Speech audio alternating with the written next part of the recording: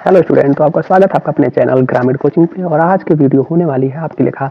अगर आप भी 2026 के बोर्ड एग्जाम देने जा रहे हैं और आप क्लास 10th में पढ़ते हैं तो आज मैं आपको इस वीडियो में लेके आ गया हूँ पूरे क्लास 10th के जो भी साइंस है, फिजिक्स, केमिस्ट्री, मैथ, इन सब के इंपॉर्टेंट क्वेश्चन चैप्टर वाइज, चाहे वो फिजिक्स हो, केमिस्ट्री हो, मैथ हो। और अगर आप ये वीडियो देख लेते हैं तो इसमें पूरे आपको इंपॉर्टेंट क्वेश्चन मिल जाएंगे जिससे आप एग्जाम में पास ही नहीं, बहुत अच्छे अंक ला सकते हैं। और अब तक आपने अगर कोई भी पढ़ाई नहीं करी है तो आप मेरा ये, अगर आप पूरी वीडियो देख लेते हैं और इतने क्वेश्चन को अगर आप तैयार कर लेते हैं तो आपके 80 से 85% नंबर बोर्ड में ऐसे ही आ जाएंगे। आपको कुछ नहीं करना पड़ेगा, क्योंकि मैंने ये जो चैप्टर से क्वेश्चन बनाए हैं पूरे एनसीईआरटी बेसिस हैं। और ये जो न्यू एडिशन आई है एनसीईआरटी, उसके हिसाब से मैंने इस क्वेश्चन को बनाया है आपके लिए। बिल्कुल आप जब एग्जाम देने जाएंगे तो आपके बोर्ड एग्जाम में बिल्कुल जैसे मेरे क्वेश्चन यहाँ छपे हैं, सेम यही भाषा में वैसे क्वेश्चन आपके पेपर में भी छपे रहेंगे। तो आइए वीडियो को शुरू करते हैं। और सबसे पहले हम लोग बात करते हैं केमिस्ट्री की। जी हाँ दोस्तों, केमिस्ट्री की जब हम बात करें तो ये साइंस का पेपर जब आपका शुरू होगा, क्लास 10 साइंस इंपॉर्टेंट 2026 केमिस्ट्री की बात करते हैं, जिसको कहते हैं रसायन विज्ञान। तो केमिस्ट्री का जो पहला चैप्टर है, चैप्टर नंबर 1, रासायनिक अभिक्रियाएं एवं समीकरण। इस चैप्टर से हर साल 5 से 7 नंबर के क्वेश्चन जरूर आते हैं। तो आपको पहला क्वेश्चन इस साल देखने को मिल सकता है, रासायनिक अभिक्रियाओं को परिभाषित करें तथा निम्नलिखित पर टिप्पणी करें। जैसे संयोजन अभिक्रिया, द्विविस्थापन अभिक्रिया, वियोजन अभिक्रिया, विस्थापन अभिक्रिया। अगर आप लोगों ने रेगुलर क्लास करी होगी तो आप लोगों की चीजें जरूर पढ़ाई होंगी, तो आप इनको जरूर अच्छे से याद कर लें इनके डेफिनेशन, क्योंकि ये एग्जाम में आने ही आने हैं। ये 100% फिक्स है, आपके एग्जाम में ये जरूर आएंगे। अगर ऐसे क्वेश्चन को ना करके तो इनमें से किसी दो को बोल देता है परिभाषित करने के लिए, तो ये मोस्ट इंपॉर्टेंट क्वेश्चन है, केवल इस पहले चैप्टर से जरूर याद कर लें।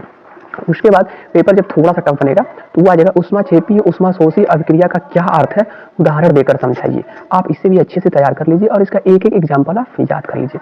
अगर हम बात करें तीसरे क्वेश्चन का इसी चैप्टर से, तो निम्नलिखित समीकरणों को संतुलित कीजिए। ये जो आपको नीचे 4 समीकरण दिखाई दे रहे हैं, इनको आपको संतुलित करने हैं।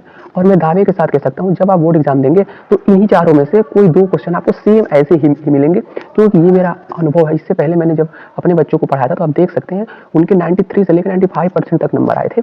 तो मैं जो पेपर बनाता हूँ बिल्कुल एनसीईआरटी और न्यू एडिशन से बनाता हूँ, जिससे क्या होता है सेम वही पेपर आपके बोर्ड एग्जाम में आते हैं। तो पहले चैप्टर से रासायनिक एवं समीकरण से इतने क्वेश्चन आपके इंपॉर्टेंट है, 3 क्वेश्चन आप इसे अच्छे से तैयार कर लीजिए। अब पढ़ते हैं दूसरे चैप्टर की ओर। तो जो दूसरा चैप्टर है आपका वो है अम्ल क्षारक यौनावली। इस चैप्टर जो सबसे इंपॉर्टेंट क्वेश्चन है वो है उदासीनीकरण अभिक्रिया क्या है, 2 उदाहरण दीजिए। आप उदासीनीकरण अभिक्रिया क्या है, आप इसे अच्छे से याद कर लें और इसके 2 उदाहरण को हमें रट लें, उनको उंगलियों पर याद कर लें। ये क्वेश्चन बहुत ही इंपॉर्टेंट होने वाला है इस चैप्टर से। दूसरे चैप्टर का जो दूसरा प्रश्न इंपॉर्टेंट है वो है धोने का सोडा या बेकिंग सोडा के 2 उपयोग बताइए और आप इनकी रासायनिक अभिक्रिया को भी याद कर लीजिए। तीसरा क्वेश्चन, जल की अनुपस्थिति में अम्ल का व्यवहार अम्लीय क्यों होता है, अम्लीय क्यों नहीं होता। ये बहुत इंपॉर्टेंट है। कभी कभी क्या होता है बच्चे क्वेश्चन पढ़ते हैं उनको समझ नहीं आता, आप नहीं को छोड़ देते हैं, तो आप मत करिएगा। जल की अनुपस्थिति में अम्ल का व्यवहार अम्लीय क्यों नहीं होता है, इसका आपको कारण देना है। चौथा क्वेश्चन, अम्ल क्षार एवं लवण को परिभाषित करें और सत्य और हो सकता हो इनमें अंतर लिखने को भी आ जाए तो आप बिल्कुल निश्चिंत रहें। अगर आप इसे रेडी कर लेते हैं तो आप दोनों चीजें कर पाएंगे। पांचवा और मोस्ट इंपॉर्टेंट क्वेश्चन जो इस साल मुझे लगता है कंफर्म आने वाला है, प्लास्टर ऑफ पेरिस को आर्द्र रोधी बर्तन में क्यों नहीं रखना चाहिए, इसका कारण दीजिए। आपको क्लास में जरूर पढ़ाया गया होगा, आप इसे अच्छे से इसको तैयार कर लीजिए। अब आइए बात करते हैं केमिस्ट्री के तीसरे चैप्टर का। तो जो केमिस्ट्री का तीसरा चैप्टर होने वाला है वो है धातु एवं अधातु। इससे जो पहला प्रश्न हमारा बनेगा, उभयधर्मी ऑक्साइड क्या होते हैं, 2 उभयधर्मी ऑक्साइडों का उदाहरण दीजिए। बिल्कुल ये 100% दोस्तों आपके एग्जाम में बिल्कुल ऐसे लिख के ही आएगा क्वेश्चन, बिल्कुल सेम इसी लेवल में, तो आप इसे जरूर तैयार करें, ये बहुत इंपॉर्टेंट क्वेश्चन है। अगर बात करें दूसरे प्रश्न की, तो किसी धातु M के विद्युत अपघटनी परिष्करण में आप एनोड कैथोड यो विद्युत अपघट किसे बनाएंगे। ये क्वेश्चन 50-50 चांस से आने का, लेकिन इंपॉर्टेंट है, आप इसे भी देख सकते हैं, लेकिन आप इस क्वेश्चन को जरूर तैयार कर ले। अगर ऐसा ना आएगा तो इन दोनों में अंतर लिखने के लिए जरूर आ जाएगा। अगर हम बात करें तीसरे क्वेश्चन का, तो तीसरे क्वेश्चन तीसरे चैप्टर से रासायनिक गुणधर्मों के आधार पर धातुओं और अधातुओं में विभेद कीजिए। ये भी बिल्कुल आपको 100% बोर्ड में ऐसे ही मिलेंगे, बिल्कुल सेम जैसा लैंग्वेज लिखा है। ये क्वेश्चन हर साल पूछा जाता है, धातु और अधातु, क्योंकि जब चैप्टर का नाम ही ऐसा है तो उससे आता जरूर क्वेश्चन है, तो आप इसमें अंतर लिखने के लिए जरूर आएगा। और बताते हैं विभेद का मतलब अंतर ही होता है, क्योंकि बच्चे पेपर में जाकर कन्फ्यूज हो जाते हैं, उन्हें समझ में नहीं आता है कि विभेद क्या होता है, अंतर क्या होता है, इसमें अंतर ही लिखना है। चौथे प्रश्न की बात करें तो गर्म जल का टैंक बनाने में तांबे का उपयोग होता है, परंतु इस्पात मतलब लोहे की मिश्र धातु का नहीं होता है, इसका कारण दीजिए। तो जब आप चैप्टर को अच्छे से पढ़े होंगे तो आपको चीजें पता होंगी कि ऐसा क्यों होता है। आइए अब बात करते हैं पांचवें प्रश्न की, लोहे को जंग से बचाने के लिए तरीके 3-4 तरीके का वर्णन कीजिए। तो आप भी इसका आंसर ढूंढ लीजिए और इसे अच्छे से पढ़ लीजिए, ये क्वेश्चन आपको बहुत इंपॉर्टेंट है।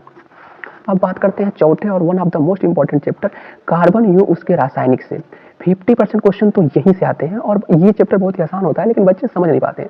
जैसे पहला और सबसे प्यारा क्वेश्चन है यूपी बोर्ड का, समझाती श्रेणी क्या होता है, इसको उदाहरण के साथ समझाइए। बहुत ही इंपॉर्टेंट क्वेश्चन है, ये बोर्ड में कन्फर्म आता है और हर साल 5 नंबर में पूछा जाता है। दूसरा प्रश्न है संतृप्त एवं असंतृप्त कार्बन के बीच रासायनिक अंतर समझने के लिए परीक्षण बताइए। दोस्तों यहाँ आपसे परीक्षण पूछ रहा है, अगर आप परीक्षण नहीं याद कर सकते तो आप इन दोनों में अंतर जरूर लिखिए, क्योंकि इन दोनों में अंतर हर साल पूछता है और हमेशा पूछता है। और कार्बनिक रसायन की वीडियो अगर आप यूट्यूब पे अभी देखना चाहते हैं तो मैंने एक वीडियो बनाई है हाइड्रोकार्बन के नाम से, आप इस वीडियो का उसको जाकर देख सकते हैं। बहुत ही आसान भाषा में हमने उस पर समझाया कार्बन एवं रासायनिक होगी, वो आपको बहुत अच्छे से समझ में आ जाएंगे। तो ये क्वेश्चन आपका मोस्ट इंपॉर्टेंट है, इसमें अंतर पूछ सकता है और आप 1-2 परीक्षण देख लीजिए कि उसे कैसे करते हैं। तीसरे प्रश्न की बात करें तो हाइड्रोजनीकरण क्या है, इसका औद्योगिक अनुप्रयोग क्या है। ये भी क्वेश्चन इंपॉर्टेंट है लेकिन ये उतना इंपॉर्टेंट नहीं जितना इंपॉर्टेंट ये था। अब बढ़ते हैं चौथे प्रश्न की ओर। तो ये कठोर जल को साबुन से उपचारित करने पर झाग के निर्माण को समझाइए। दोस्तों ये बहुत ही इंपॉर्टेंट क्वेश्चन है, क्योंकि कठोर जल को साबुन से उपचारित करने पर झाग के निर्माण को समझाना है कि उसका झाग का निर्माण कैसा होता है। तो आप जब पढ़े होंगे तो आपको ये चीजें बताई होंगी, आप इसको जरूर अच्छे से याद कर लें। और पांचवा क्वेश्चन बिंदु संरचना बनाने के लिए या IUPAC नियम लिखने के लिए हर साल आता है बोर्ड में, तो आप इसे देख लेंगे।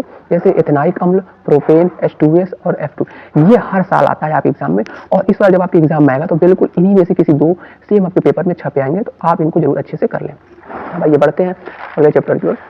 अब दोस्तों केमिस्ट्री हमारा यही खत्म होता है। केमिस्ट्री में आपके इतने इंपॉर्टेंट क्वेश्चन से आप देख सकते हैं, मैंने सब चैप्टर वाइज आपको एक एक क्वेश्चन बता दिया था। अगर आप इतना क्वेश्चन बस तैयार कर लेते हैं तो आप केमिस्ट्री में आसानी से 5 नहीं बहुत ही अच्छे नंबर लाएंगे और केमिस्ट्री आपका नंबर और अच्छा साइंस में बढ़ाता है। आइए अब अगर वीडियो आपको अच्छा लगा तो यूट्यूब चैनल को हमारे सब्सक्राइब कर लीजिए, नीचे कमेंट जरूर करिए। अगर आप लोग 50 कमेंट भी कर देते हैं तो मैं इसका अगला पार्ट इस वीडियो का पूरा सॉल्यूशन मैं लेके आऊँगा। और दोस्तों हमारा एक व्हाट्सअप चैनल भी है ग्रामीण कोचिंग नाम से, जिसका आप स्कैनर यहाँ देख सकते हैं। तो आप इसे स्कैन करके या व्हाट्सएप पे सर्च करके उसे सब्सक्राइब कर लीजिए। उसमें हम हैंड रिटन नोट्स प्रोवाइड करते रहते हैं और जो भी इंपॉर्टेंट MCQ होते हैं उसको भी इसमें भेजते रहते हैं। तो आप उस ग्रुप में जरूर जुड़िए अगर आप 2026 में आप अच्छा करना चाहते हैं। दोस्तों मिलेंगे अगले वीडियो में। अगला वीडियो मैं लेके आने वाला हूँ, जैसे ये तो आपके थ्योरी हो गए, अगले वीडियो मैं आपको लेकर आऊँगा MCQ, जो आपके MCQ आते हैं 10 से 15 नंबर के, वो कौन से इंपॉर्टेंट MCQ है चैप्टर वाइज, उसको मैं लाने वाला हूँ। तो उस वीडियो के लिए चैनल को सब्सक्राइब कर लीजिए। आपको अगले वीडियो में, तब तक के लिए जय हिंद, वंदे मातरम। हमारे